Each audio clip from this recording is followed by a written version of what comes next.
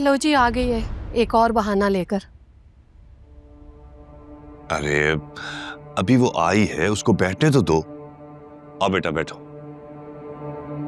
हाँ हाँ, आराम से बैठो, लड़ लड़ कर थक गई होंगी। हाँ तो आप क्या चाहती थी? इतनी बड़ी हकीकत मेरे सामने आ गई थी, यूं चुप करके बैठी रहती वहां।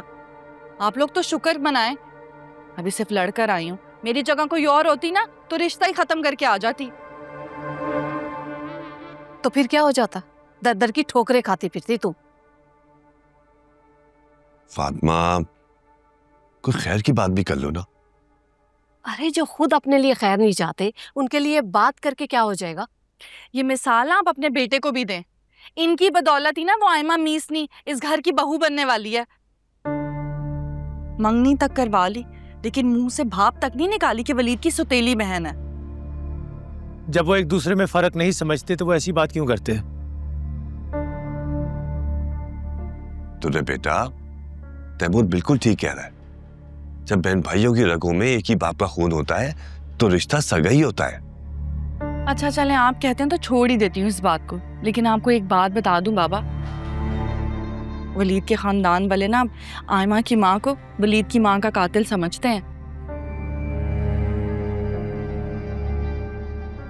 अब ये क्या नया शोशा है? शोशा नहीं है, एक राज की बात है। इनकी मंगनी वाले दिन ही आयमा की बड़ी पुफी ने सब बताया था मुझे कि वलीद की माँ की हालत खराब थी तो एक नौकरानी ले आए। नौकरानी लेकर आए तो चंद ही दिनों में वलीद की माँ और बीमार हो गई और मर गई।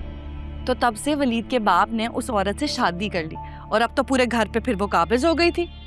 ये सब मन गढ़ंत और झूठी अफवाहें हैं। सही कहते हैं वैसे तैमूर भाई, मोहब्बत अंधी ही होती है।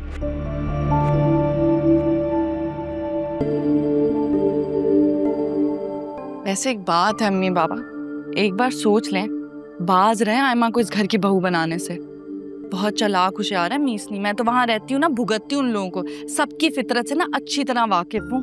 अरे बेटा, और मैं तुम्हारी फितरत को जानता हूँ, इसलिए तुम अपने काम से काम रखो तो बेहतर है। हाँ, आज तो हमने तुम्हारी बातें सुन ली, आइंदा नहीं सुनेंगे, समझ आई ना?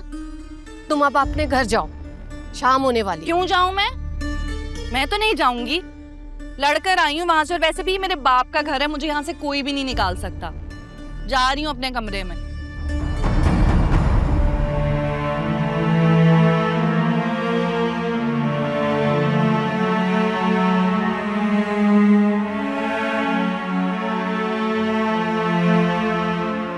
अच्छा ना, 2-4 दिन की बात है, क्या मसला है, रह के चली जाएगी।